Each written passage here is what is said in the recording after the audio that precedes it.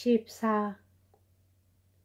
12월 31일 즉 새로운 해인 1810년의 전야인 제야의 야회는 옛가젤이나 여제시대의 어느 귀족 저택에서 열린 무도회였다. 그 무도회에는 외교단과 황제도 참석하기로 되어 있었다. 영구 강변 거리에 있는 유명한 그 귀족 저택은 무수한 장식 등으로 빛나고 있었다. 붉은 나사가 쫙 깔린 환한 현관 앞에 마차대는 곳에는 경관이 서 있었고 헌병들 뿐만 아니라 경찰서장 이하 수십 명의 경위가 현관 앞 마차대는 곳에 서 있었다. 마차가 하나하나 그곳에서 물러났고 또 끊임없이 새로운 마차가 빨간 정복을 입거나 모자에 깃털을 단 하인들과 더불어 와 닿는 것이었다. 포장마차에서 나오는 사나이들은 관복의 훈장과 수장을 달고 있었다. 공단이며 담비 외투를 입은 귀부인들은 요란스럽게 내려지는 발판 위에 주의 깊게 내려서서는 마차 대는 곳의 붉은 나사 위를 사뿐사뿐 소리도 없이 걸어 들어갔다. 새로운 마차가 현관 앞으로 다가서기만 하면 거의 그때마다 군중 속에서 속삭임이 줄다름 절치고 모자가 벗겨지는 것이었다. 폐하야, 아냐, 대신이야, 황태자다, 공사다, 그래 저 깃털이 보이지 않나. 이 같은 속삭임이 군중 사이에서 들렸다. 그 중에서도 상당한 옷차림을 한 사나이는 모든 사람의 얼굴을 잘 알고 있는지 당시의 고관들 이름을 일일이 불러 대고 있었다.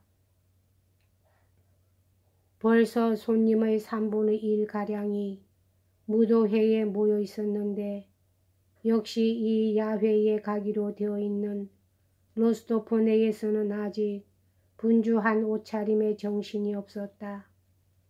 이 무도회를 위해서 로스토프네 집에서는 가지가지의 이야기와 준비에 분망했는데 만약 초대장이 오지 않는다면, 의상 준비가 되지 않는다면, 모든 필요한 준비가 갖추어지지 않는다면 하고 안절부절 못했다. 로스토프네 사람들은 마리아 이그나치예브나 베론스카야와 같이 이 무도회에 가기로 되어 있었다. 이 부인은 백작 부인의 친구이며 친척이 되는 황태호를 모시는 여윈 노릇게 한 여관으로서 시골에서 나온 로스토프네 사람들을 베체르부르크의 상류 사교계에 안내하는 역할을 맡고 있는 사람이었다. 로스토프네 사람들은 밤 10시까지 따브리체스키 공원으로 이 여관을 맞으러 가기로 되어 있었다. 그런데 지금 벌써 10시 5분 전인데도 아직 아가씨들은 몸치장이 끝나지 않았다. 이것은 나타시아에게는 난생 처음의 대무도회였다. 그녀는 오늘 아침 8시에 일어나서 하루 종일 열병이라도 걸린 듯한 불안스러운 기분으로 움직이고 있었다. 그녀의 모든 힘은 아침 일찍부터 온 집안 사람, 자기와 어머니와 소냐의 몸치장을 더할 나위 없을 만큼 훌륭하게 해야겠다는 것에 쏠려 있었다. 소냐도 백작 부인도 그녀에게 모든 것을 내맡겼다. 백작 부인은 짙은 검푸른 검붉은 빛이 감도는 빌로드 의상, 아가씨들은 둘이 모두 핑크색 비단 속옷 위에 새하얀 성기고 얇은 천의 의상을 입고 허리에 장미꽃을 달게 되어 있었고 머리는 힐합식으로 빗기로 했다. 중요한 것은 이미 다 되어 있었다. 발, 손, 목, 귀는 무도회에 나간다고 해서 유달리 정성 들여 씻고 향수를 뿌리고 분을 발랐다. 이제 얇은 비단 양말도 리본을 단 하얀 공단 구두도 신었고 머리도 다 끝나 있었다. 소냐는 옷을 다 갈아입었고 백작 부인도 마찬가지였지만 딴 사람을 돌봐주느라고 나타샤만이 혼자 늦었다. 그녀는 아직 가냘픈 어깨에 화장옷을 걸친 채 거울 앞에 앉아 있었다. 이미 몸치장이 끝난 소냐는 방 한가운데 서서 핀 밑에서 바스락거리는 마지막 리본을 조그만 손가락으로 쥐면서 꽂고 있었다. 그렇지 않아, 그렇지 않아 소냐. 나타샤는 하녀가 미쳐 붙잡고 있는 머리채를 놓을 겨를도 없이 빗고 있는 머리를 돌려서 두 손으로 그것을 누르면서 말했다. 그렇게 하면 안 돼. 이리 와봐요. 소냐는 옆으로 와서 앉았다. 나타샤는 그 리본을 핀으로 고쳐 꽂았다. 어머나 아가씨, 그렇게 움직여서는 안 돼요. 나타샤의 머리를 쥐고 있던 하녀가 말했다. 어떡하나. 그럼 잠깐만 기다려. 이것 봐. 이렇게 하는 거야 소냐. 너희들은 곧 다 되니. 백작 부인의 목소리가 들렸다. 벌써 10시다. 곧 돼요. 곧. 어머님은 다 되셨어요. 이제 모자에 핀을 꽂기만 하면 된다. 내가 그대로 드리지 않으면 안 돼요. 하고 나타샤는 외쳤다. 어머니는 하실 줄 몰라요. 그렇지만 벌써 10시야. 무도회에는 10시 반에 가기로 되어 있었으나 그때까지 나타샤의 몸치장을 끝내고 나버리체스키 공원에 들러야만 했다. 머리를 빗고 나자 나타샤는 짧은 스커트 밑에서 무도화를 내밀면서 어머니의 자켓을 걸친 채 소냐 쪽으로 뛰어가서 살펴주고 이번에는 어머니 쪽으로 달려갔다.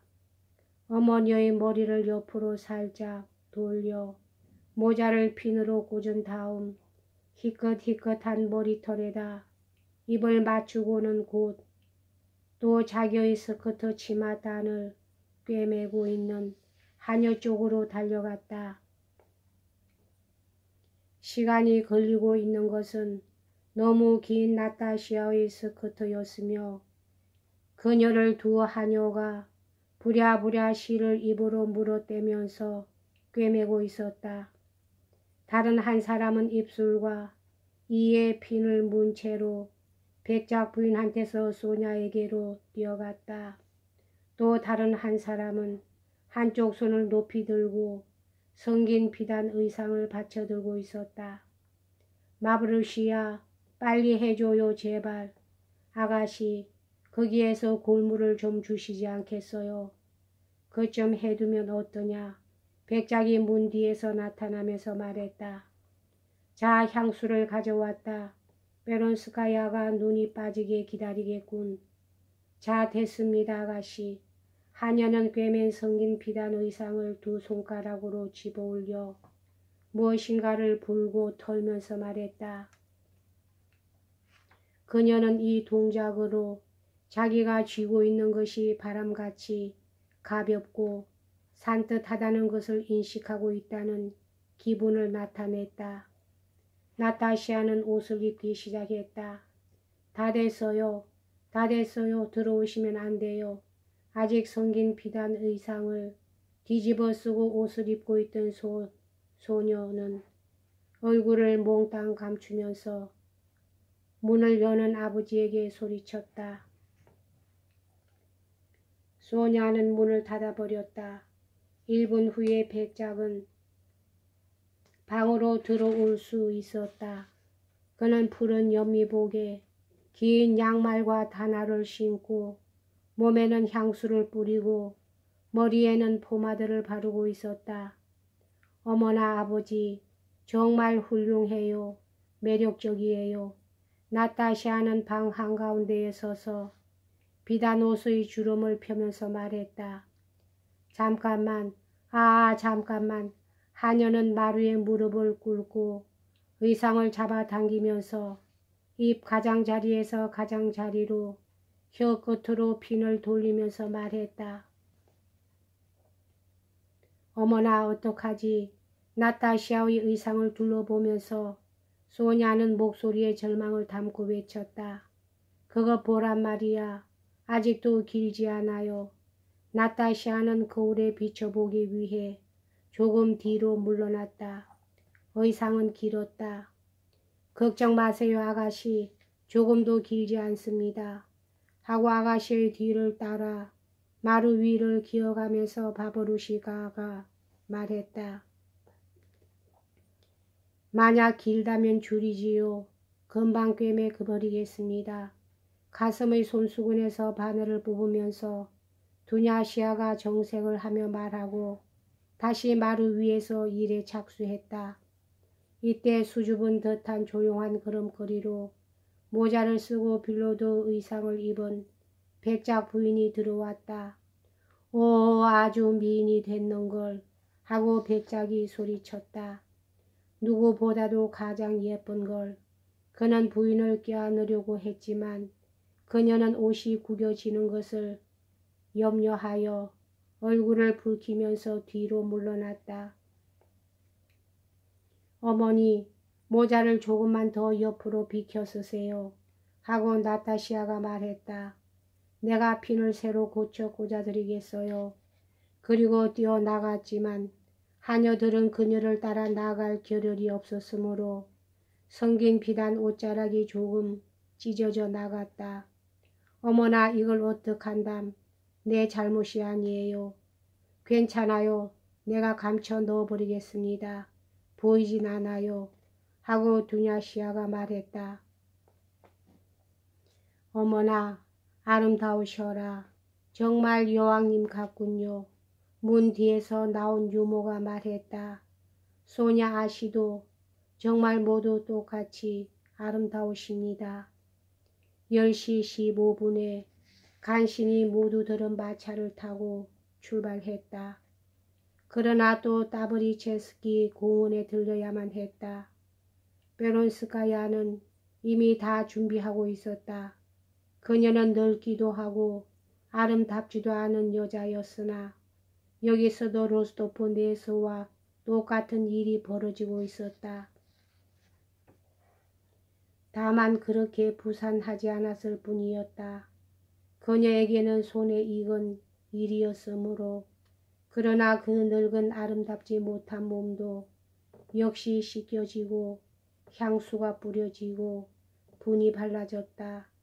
귀 뒤도 마찬가지로 정성스럽게 씻겨졌다. 그녀가 여관의 배지를 단 노란 옷을 입고 객실로 나타났을 때 로스토프네와 마찬가지로 늙은 하녀가 환성을 올리며 넋을 잃고 보고 있었다. 베론스카야는 로스토프네 사람들의 화장을 극구 칭찬했다. 로스토프네 사람들도 그녀의 취미와 몸차림을 칭찬하였다. 그리고 머리와 옷을 조심하면서 11시에 제각기 마차를 나누어 타고 출발했다. 여기까지 하겠습니다.